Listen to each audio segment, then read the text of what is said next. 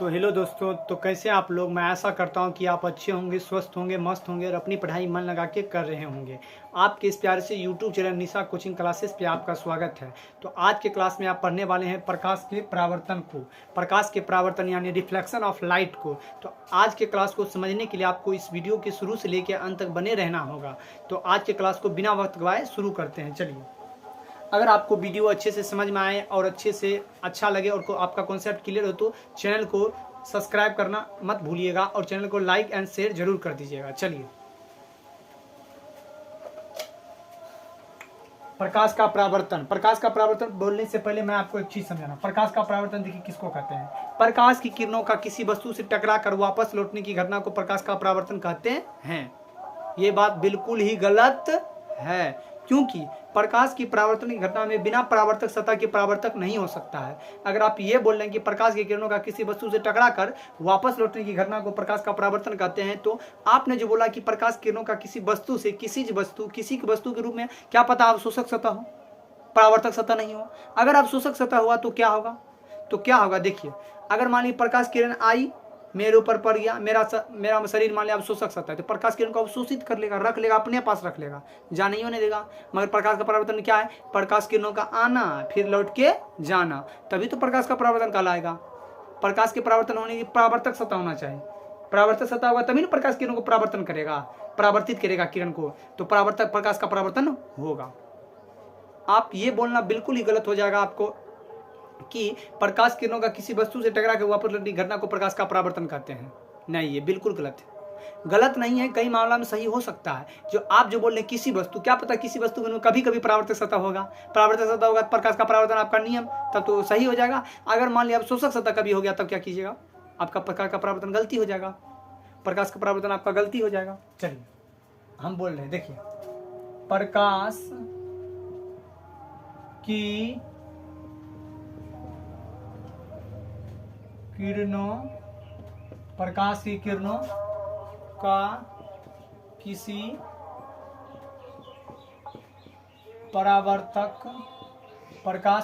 का किसी परावर्तक सतह से टकरा कर वापस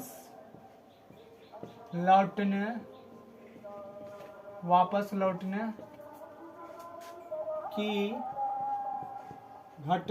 की घटना को प्रकाश का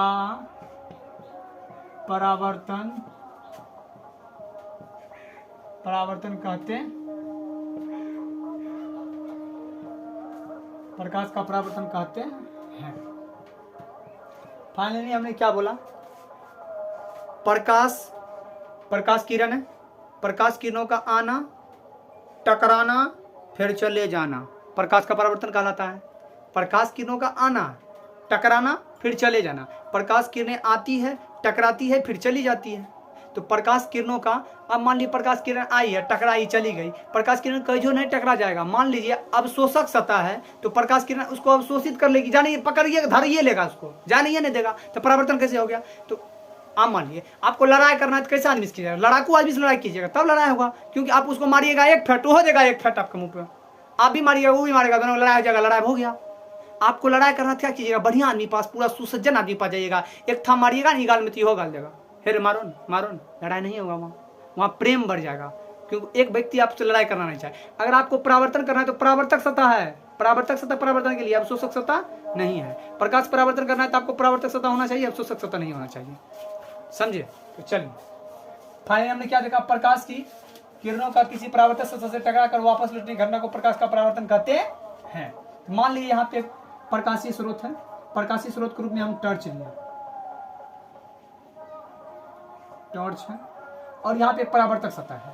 परावर्तक सतह के रूप में हमने यहाँ पे दर्पण ले लिया। दर्पण क्यों लिए? परावर्तक सतह के रूप में, परावर्तक सतह के रूप में। ये प्रकाशीय स्रोत है। प्रकाशीय स्रोत से क्या होगा? प्रकाश किरणें निकलेगी। हमने क्या बोला है? प्रकाश की किरणों का किसी परावर्तक, दर्पण है, परावर्तक सतह के रूप में प्रकाश की किरणों का किसी परावर्तक सतह से टकराकर वापस लौटने की घटना को प्रकाश का परावर्तन कहते हैं। तो यही प्रकाश का परावर्तन हुआ, समझे। हमको आशा है कि आप समझ गए होंगे प्रकाश के परावर्तन किसको कहते हैं। प्रकाश की किरणों का किसी वस्तु से टकराकर वापस लौटने की घटना को प्रकाश का परावर्तन नहीं कहते हैं। प्रकाश की किरणों का किसी परावर्तक सतह से टकराकर, प्रकाश किरणों का किसी परावर्तक सतह से टकराकर, परावर्तक सतह किसी वस्तु नहीं, किसी वस्तु के रूप में अवशोषक सतह हो गया तो वहां कैसे प्रकाश किरण टकराएगी, वहां तो अवशोषित हो जाएगा, उसको रखिए लेगा, जानिए नहीं देगा प्रकाश किरण को, तो वहां परावर्तन नहीं होगा। प्रकाश की किरणों का किसी परावर्तक सतह से टकराकर वापस लौटने की घटना को प्रकाश का परावर्तन कहते हैं। तो चलिए अब आप आगे पढ़ने वाले प्रकाश के परावर्तन के नियम को। प्रकाश के परावर्तन के मुख्य रूप से 2 नियम है। अगर कोई भी परावर्तन हो रहा है प्रकाश का तो वहां कितने नियम लागू होगा, 2 नियम। वो बिना 2 नियम के प्रकाश का परावर्तन कतई संभव नहीं है, संभव ही नहीं है, असंभव है। चलिए इसको मिटाते हैं।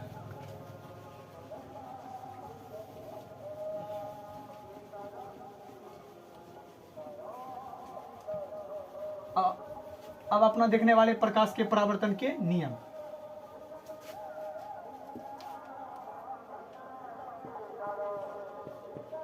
प्रकाश के परावर्तन के नियम। प्रकाश के परावर्तन के नियम।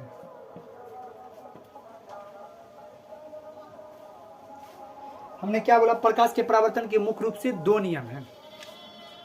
प्रकाश के परावर्तन, प्रकाश के परावर्तन के मुख्य रूप से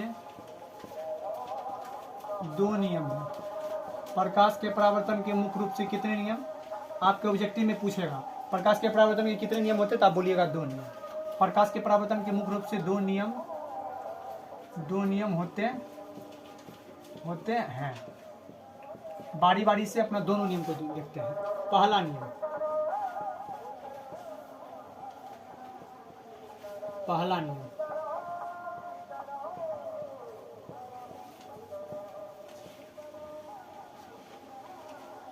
पहला नियम के रूप में क्या है बताते हैं। प्रकाश की परावर्तन का पहला नियम में यह है कि मान लीजिए एक परावर्तक सतह है, ये परावर्तक सतह आपका हो गया।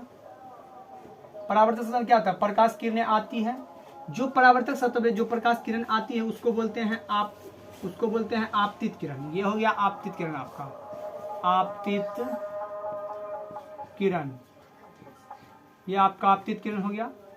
प्रकाश की किरणें जो परावर्तक सतह पर आती है उसे आपतित किरण कहते हैं, और वहां से टकरा कर वापस लौट जाती है उसे परावर्तित किरण कहते हैं। ये आपका हो गया परावर्तित किरण।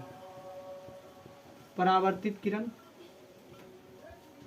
हमने क्या बोला, प्रकाश किरणों का परावर्तक सतह पे जो आती है किरणें, प्रकाश की किरणों का परावर्तक सतह पे जो पड़ती है, परावर्तक सतह पे प्रकाश किरण जो पड़ती है उसे आपतित किरण कहते हैं, और जो किरण आती है फिर टकरा के चली जाती है उसे परावर्तित किरण कहते हैं। और आपतित किरण और परावर्तित किरण के बीच में जो एक लंब डाला होता है उसको अभिलंब कहते हैं।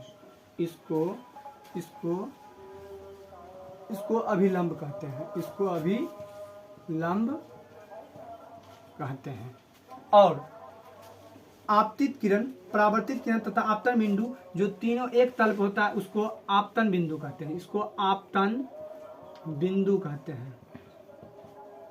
आपतन बिंदु।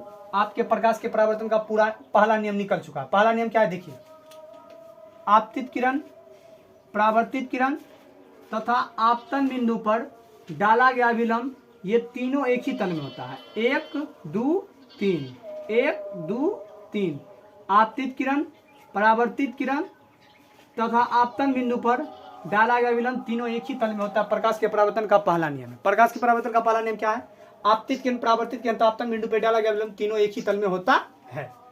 आपतित किरण, परावर्तित किरण तथा आपतन बिंदु पे डाला गया अभिलंब तीनों एक ही बिंदु पर है। यही तो प्रकाश का परावर्तन का नियम है। अगर आपको प्रकाश परावर्तन क्या किया करना है तो क्या किया, आपतित किरण के ई एन्ने भेज दीजिएगा, परावर्तित के एन्ने भेजिएगा, आपतन बिंदु के एन्ने भेज दीजिएगा, होगा परावर्तन? नहीं होगा।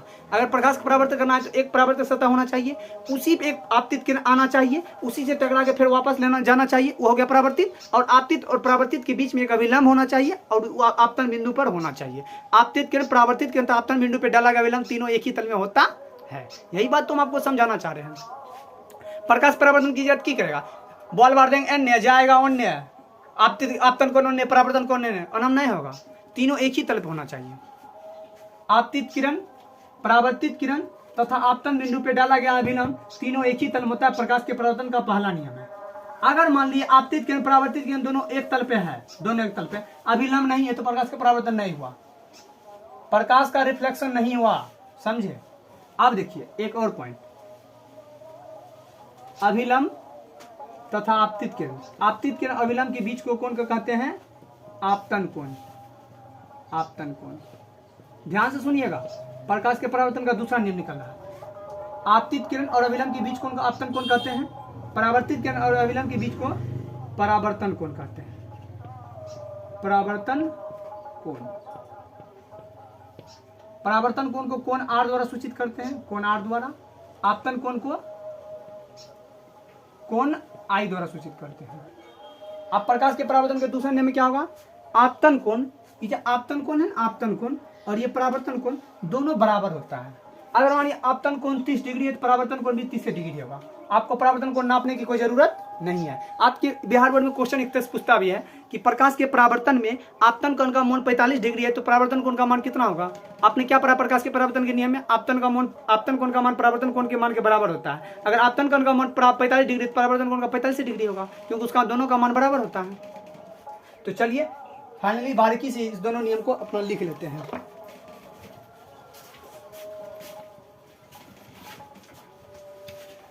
पहला नियम में क्या लिखेंगे? आपतित किरण, आपतित किरण, परावर्तित किरण, आपतित किरण, परावर्तित किरण, आपतित किरण, परावर्तित किरण तथा आपतन बिंदु, आपतन बिंदु पर डाला गया अभिलंब। आपतित किरण, परावर्तित किरण तथा आपतन बिंदु पर डाला गया अभिलंब तीनों एक ही तल में होता है। तीनों एक ही तल यानी समतल में होता है। तीनों एक ही बिंदु पे होता है। तीनों एक ही तल पर, एक ही तल पर होता है। अब देखेंगे प्रकाश के परावर्तन का दूसरा नियम। प्रकाश परावर्तन दूसरा नियम क्या देखे थे? आपतन कोण परावर्तन कोण के मान के बराबर होता है। चलिए प्रकाश के परावर्तन का दूसरा नियम लिखते हैं। नियम नंबर 2, दूसरा नियम। दूसरा नियम बहुत ही इंपॉर्टेंट नियम है, बिहार बोर्ड में पूछता है तो पूछता है कक्षा 10वीं में। दूसरा नियम क्या है? आपतन कोण परावर्तन, आपतन कोण परावर्तन कोण के बराबर, आपतन कोण परावर्तन कोण के बराबर होता है। अर्थात इसको सिंबॉलिक अगर आप दीजिएगा, चिन्हित कीजिएगा, चिन्ह, अर्थात कोण आई बराबर कोण आर। समझे? तो प्रकाश के परावर्तन का आज के क्लास में आपने क्या देखा? प्रकाश परावर्तन उसको कहते हैं जब प्रकाश किरण किसी परावर्तक सतह से टकरा कर वापस लौटती है तो उसे प्रकाश का परावर्तन कहते हैं। प्रकाश के परावर्तन होने के लिए मुख्य रूप से 2 नियम होना चाहिए। प्रकाश के परावर्तन का 2 नियम होता है। पहला नियम, आपतित किरण, परावर्तित किरण तथा आपतन बिंदु पे डाला गया तीनों एक ही तल में होता है। दूसरा नियम, आपतन कोण परावर्तन कोण के बराबर होता है। तो चलिए आज की सेवा को यहीं बंद करते हैं, इससे आगे देखेंगे नेक्स्ट लेक्चर में। तो तब तक के लिए बेस्ट ऑफ लक, पढ़ते रहिए मन लगा के। ठीक।